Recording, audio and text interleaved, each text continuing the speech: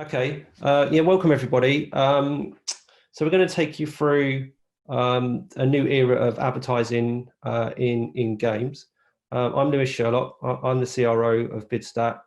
I've previously held roles at agencies like Dentsu Aegis, also Group M. I was involved in setting up Xaxis in the UK. And then more recently, I launched a DSP business, Adapt TV and video, and that got bought by AOL. AOL got bought by Verizon, so I was very much involved in the transition of their tech business within that organization. So that's me, and I joined Bidstack about a year ago now, with a view to really shaping out this new ad category, building that out in the market, and then shaping the company's strategy in how we interact with brands, advertisers and clients. So I'll hand over to Charlotte to give herself a quick intro. Yeah, thanks, Lou. So my name's Charlotte. I'm the VP of Gaming at Bidstack. I have worked in the games industry for just under 10 years now, working previously at places such as Sega and Take-Two. More recently, I moved into more of the startups that support the games industry as service businesses, working at Genba. And I joined Bidstack last October, very much, as Lewis said, to be a part of something which is really exciting and new, and establishing native in-game advertising as a channel for the games industry. So today what we're going to do is just at a high level run you through what we do and some of the opportunities that brands are looking to get into gaming and why they want to get into gaming, and that's very much something Lewis is going to cover. So who are we? So Bidstack is a London-based startup. We're based normally, not at the minute, in Stratford here east. Some of you may have been there for events, or we have partners such as Sports Interactive who are based over there. We also have our tech office in Riga in Latvia, and we have colleagues who are based in North America, in San Francisco and New York. And what we've kind of been established to do is bring together the world of advertising and the games industry to come together to look at monetizing native inventory within video games, so establishing native in-game advertising as a channel. We're currently doing that with some world-leading game developers. So we're partnered with Sega and Sports Interactive. So if you play Football Manager, you may have seen our technology working live in game.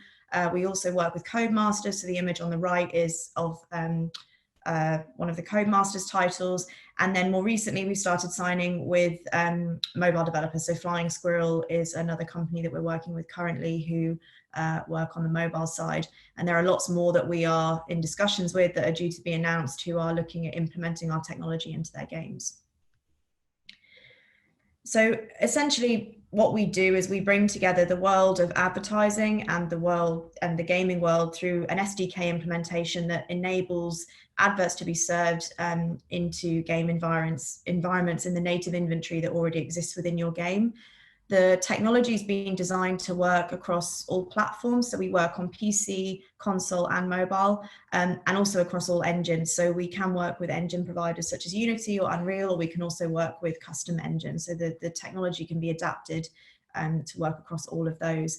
The concept is, especially in mobile, that the technology can be used to complement existing ad strategies that you have. So if you are already running advertisements, we can work alongside those. And the concept is that our advertising is designed to be obviously native and non-disruptive. So it's more brand building. So just going to show a very short video now, which kind of covers what I've just said in a little more detail.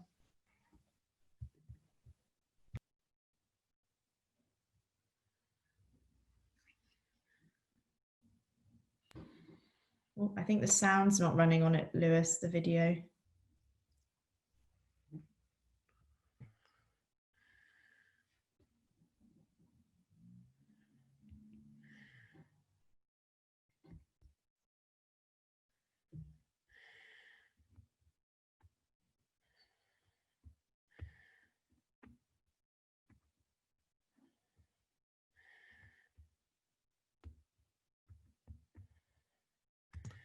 I think there's an option to share audio when you do a share screen. There's a share computer audio option.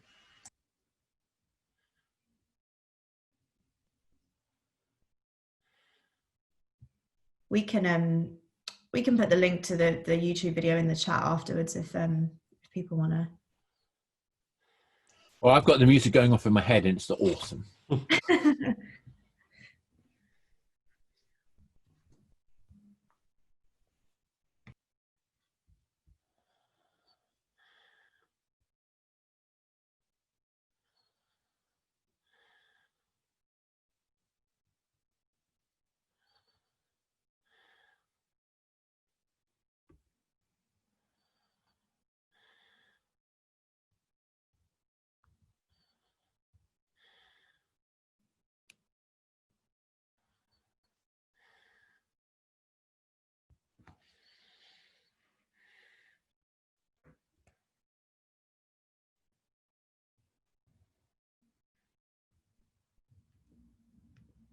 So is there audio issues there?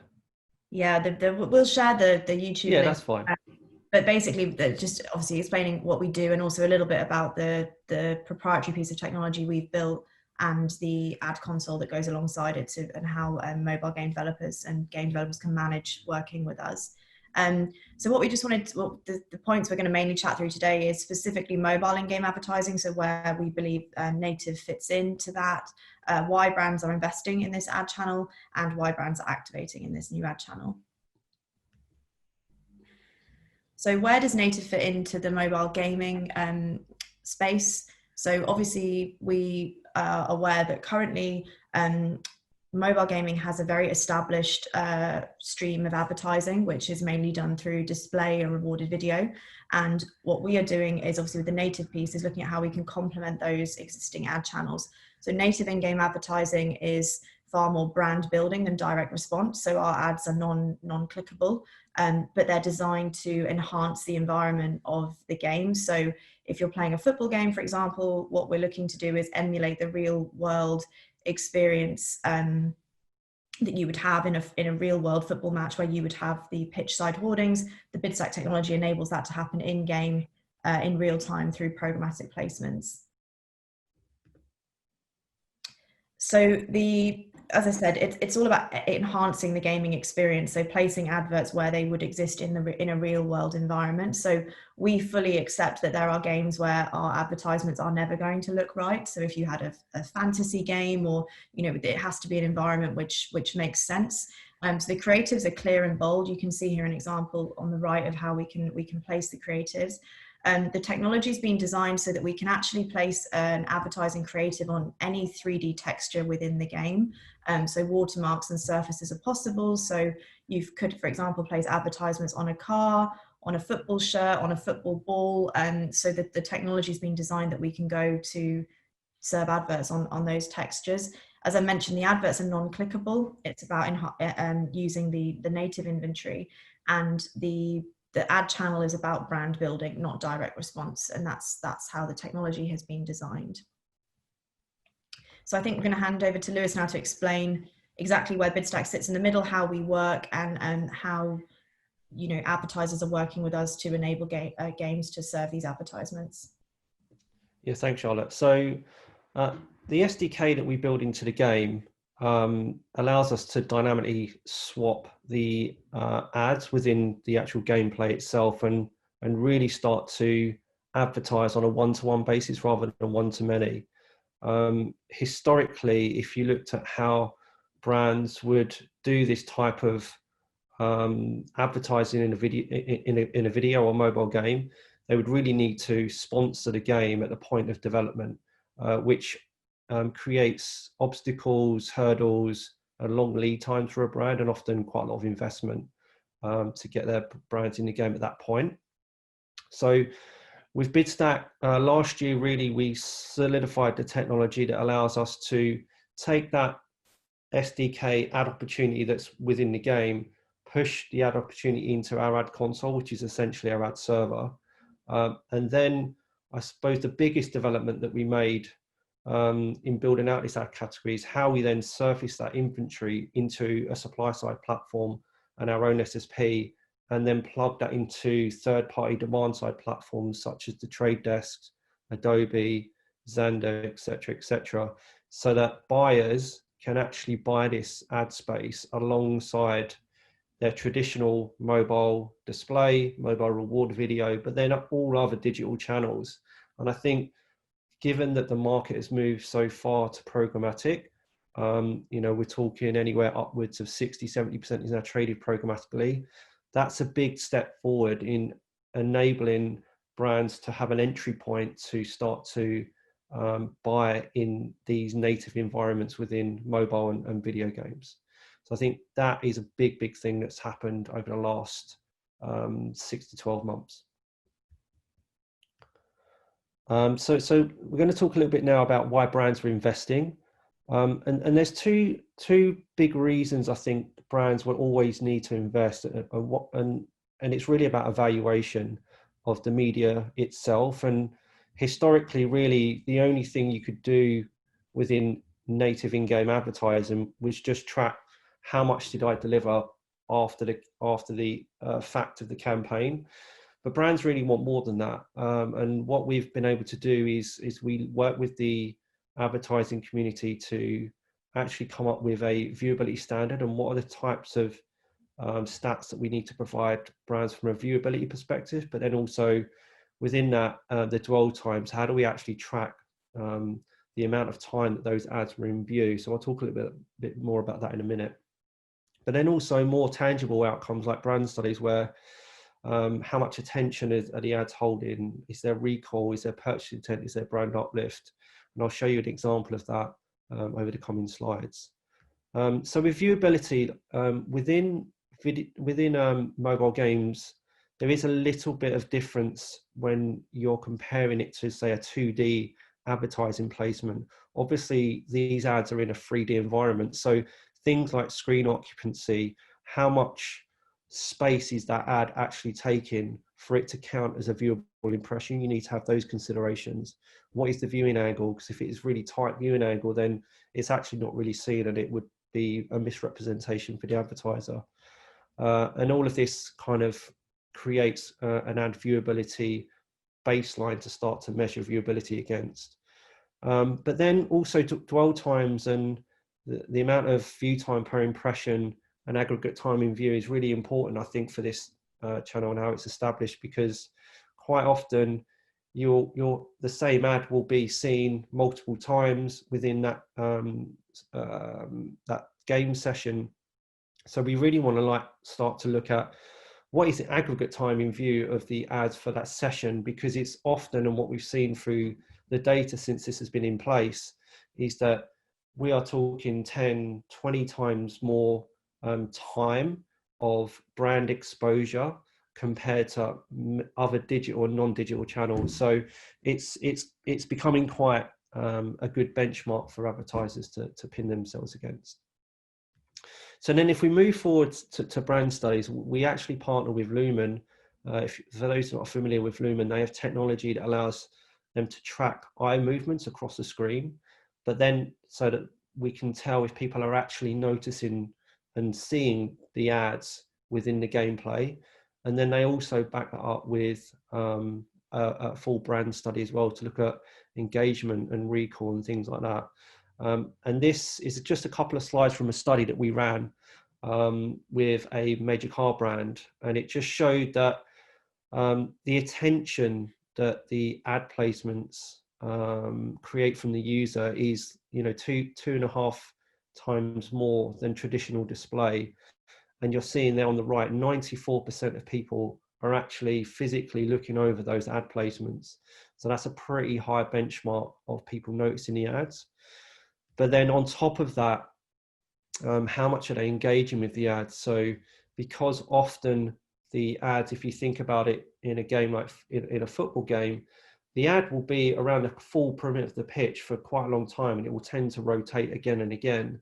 So it's constantly in view. And we've seen here that it's actually, 64% of the ad is in view for at least a second, and that's 10 times more than normal display. So these types of metrics that brands can kind of evaluate the medium against are really important when they're trying to figure out what is the value I'm getting compared to my investment in other channels. And we've been able to prove this out, and it's starting to really gain momentum with brands, these types of metrics.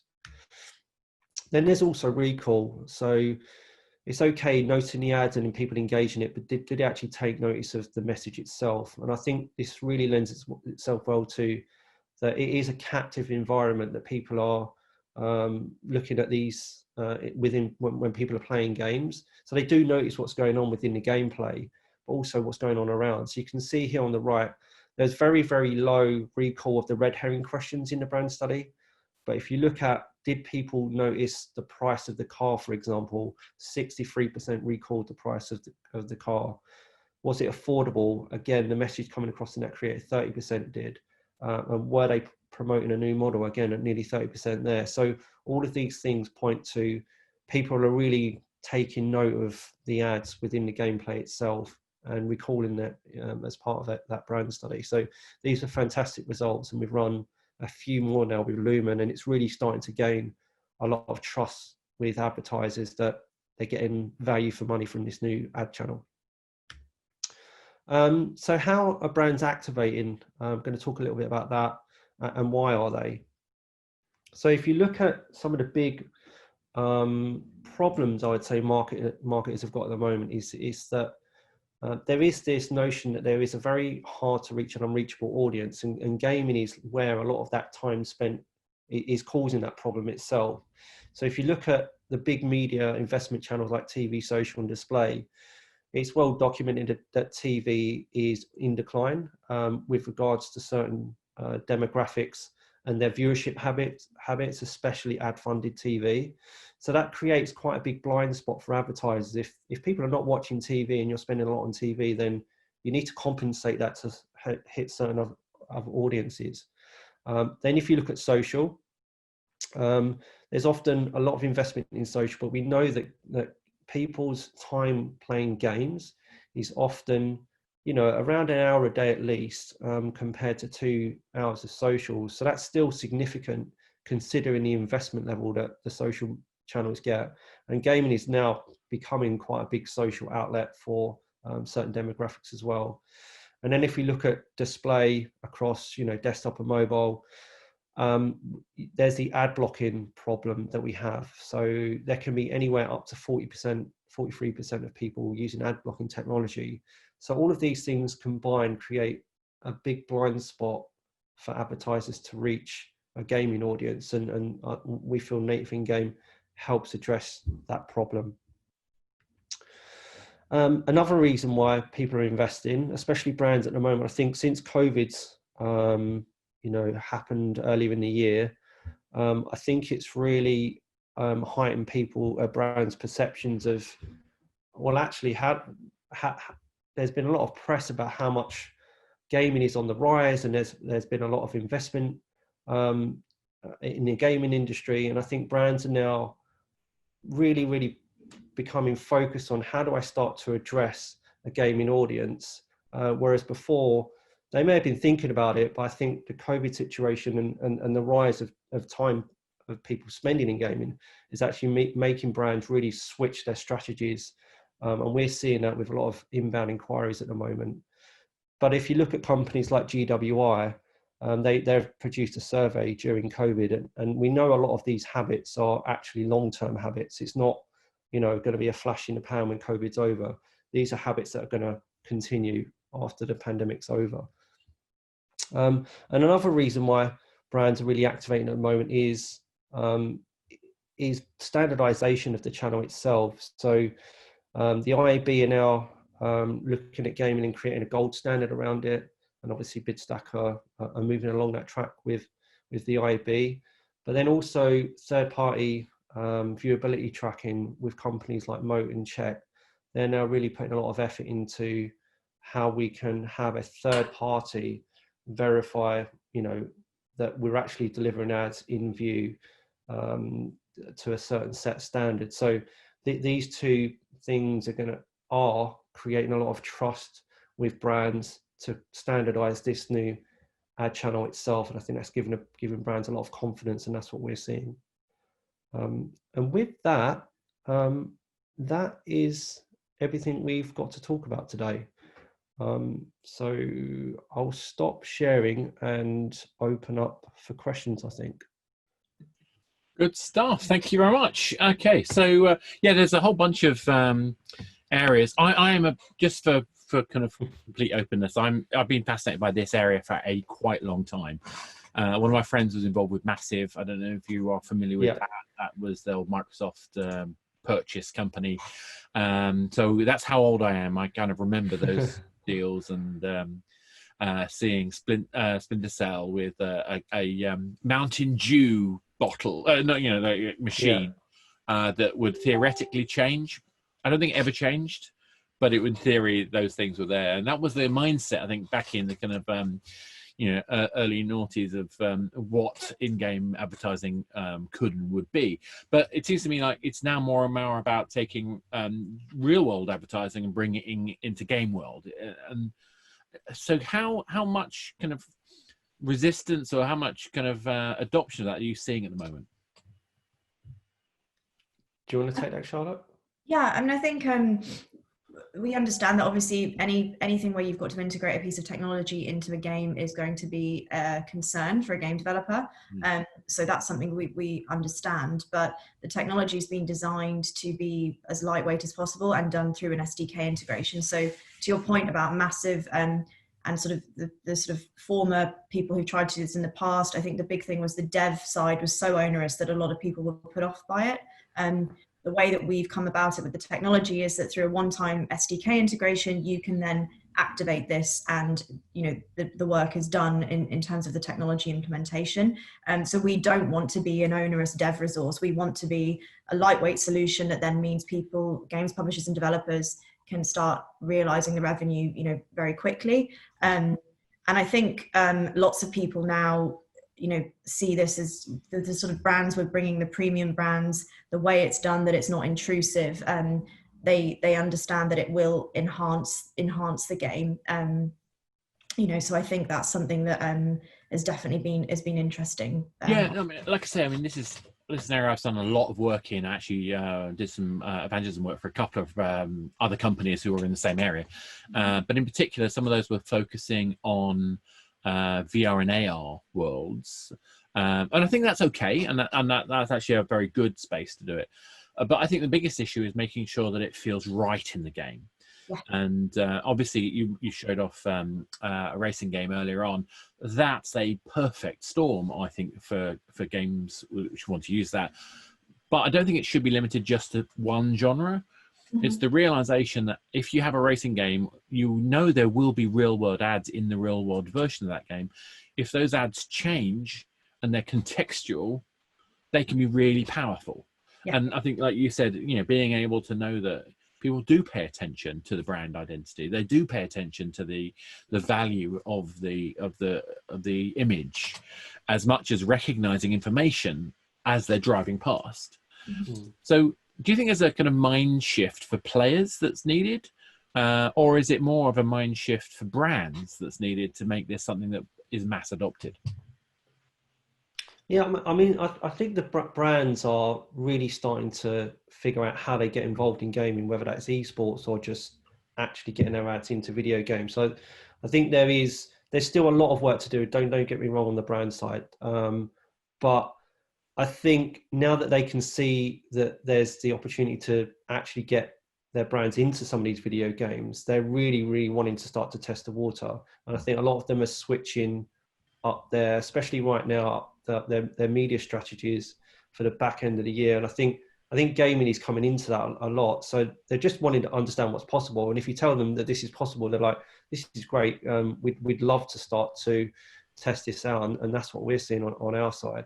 I mean, I think for me, that was one of the biggest issues, though, is getting sufficient brands to actually do this on a regular, consistent basis. I saw some amazing work that was done by people like Red Bull and Audi back in the PlayStation Home era, when I was home architect for PlayStation Home, where they had massive R&D budgets. They were trying, they were being experimental, they were doing cool things. But seeing that translate to their mainstream ad revenue has always been a lot slower. And what I find fascinating about that, you hinted at it earlier, but it seems to me that games is already the biggest digital entertainment form on the planet. A third of the population of the planet play games. and more time is spent and more attention is spent in games than any other medium. We generate more revenue as an industry than movies and music combined. In fact, more than home entertainment and movies combined, which is what's changed. In fact, I think post-COVID, there's a possibility, I haven't checked the data, but it's pretty close to being more than movies, home entertainment, and music combined. That is a phenomenon. And the brands have been incredibly slow. In fact, they've been, I think, damaging to their own, this is my opinion, by the way, damaging to their own success by how slow they've been. And I think it largely comes down to media buyers not really paying attention to where the market is. Am I being really unfair? Or is there something I'm missing here? I think No, I mean, I don't think you're being unfair. I still think there's a lot of work to do if we are all very honest with ourselves in this space. There is a lot of work to do with brands, but I think the tide has turned. I think it is turning right now. I think the brands are very much all trying to figure out what is our gaming strategy. There's a lot that are now. So I think you'll get some that are doing more entry-level things, some more wholesale consistently all the time. But I do think the tide's turning, and I think there's a lot more people now banging the drum on this, and it's in the press a lot, and it's a lot on a lot of digital publications at the moment. And I think brands just are getting to the point where they just cannot ignore it, so they are switching strategies up right at this moment. But if you say that, and I agree with you, but I think Oath stopped doing brand ads supply. Sorry, I always get the wrong language because I'm a game guy. I forget which is supply and which is demand. But the key thing for me is that they stopped doing that work about 1.5 years ago. And that to me was like, that's just tragic when you've got an organization of that scale not doing that kind of delivery into games. Mm-hmm. That seems to me that is a fundamental piece of the puzzle that's broken. But anyway, that's just my kind of view on that. I think as well, I think for me, having worked on the games industry side, I think we've always been an industry that's not really been considered the mainstream. But actually, as an entertainment source, to your point, we're becoming that now. And when you look, we are the mainstream. We are the thing that everybody does. 1/3 of the world's population plays games on a regular basis.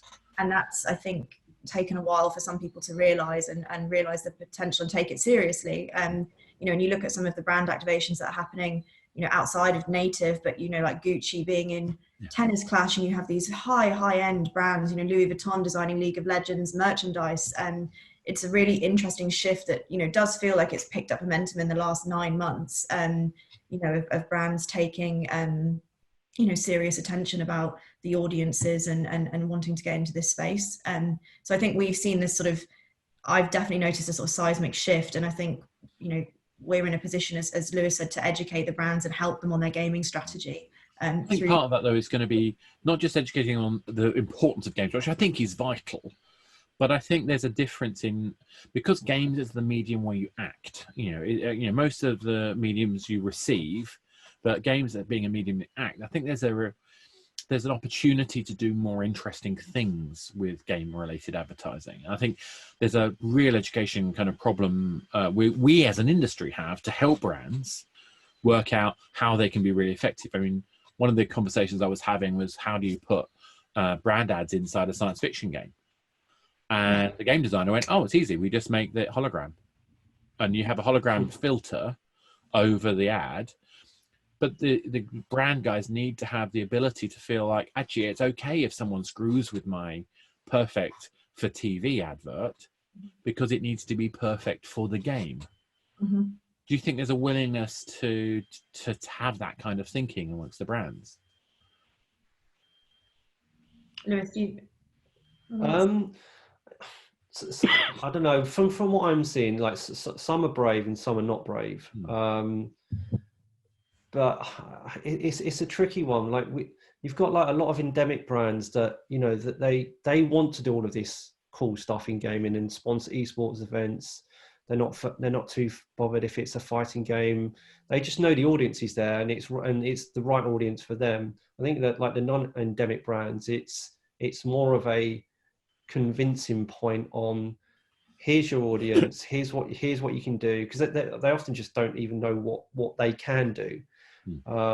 So it's just a massive education. But we're like, if you look at what the agencies are doing as well, that I think are really helping with this. So, you know, the big holding groups, they're beginning to build out gaming divisions, gaming specialists, gaming products, gaming offerings, so that, and I think that's going to really help in educate clients as well, because they're well placed to say, I manage all of your different channels, and I know that based on where the audiences are and your brief that you're and us as agents need to deliver against, we have to start to figure out how we get into gaming, because that's where the audience is. And they've now often got a really strong narrative around what gaming looks like, because they're doing the background work to say, well, here's what you can do in gaming. You can do this in mobile gaming. You can now do this in console, PC, and native in gaming, for example. You can do this in esports. So I think they're really helping to start to cut through a lot of the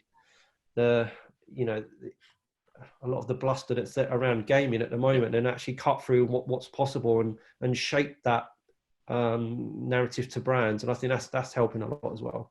I think that's great. There's a couple of kind of pieces that a couple of questions that have been raised by the people. I'm going to make sure I don't take all the time, because I would happily do that.